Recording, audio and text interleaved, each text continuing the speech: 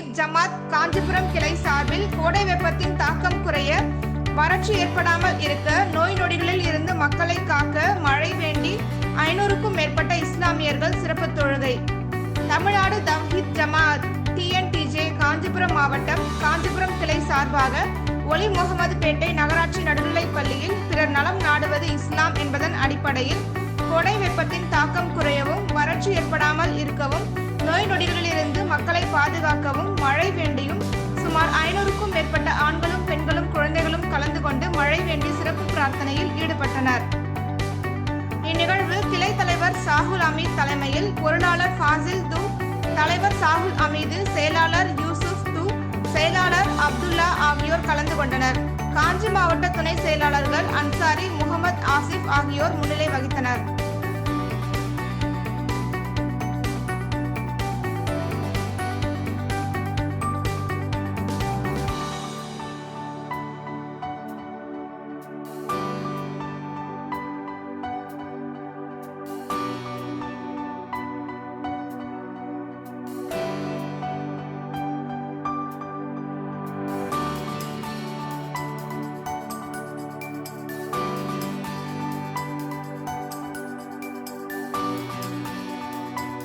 அக்பர்.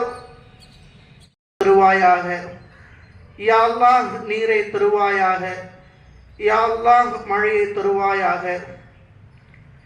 அல்லாஹும்மக்ஸிக்கே அனைத்து புகழும். நீயே அளவற்ற அருளாளன், நிகரில்லா பேரன்புடையவன். மாலிக்கி யௌமித்தீன். நீ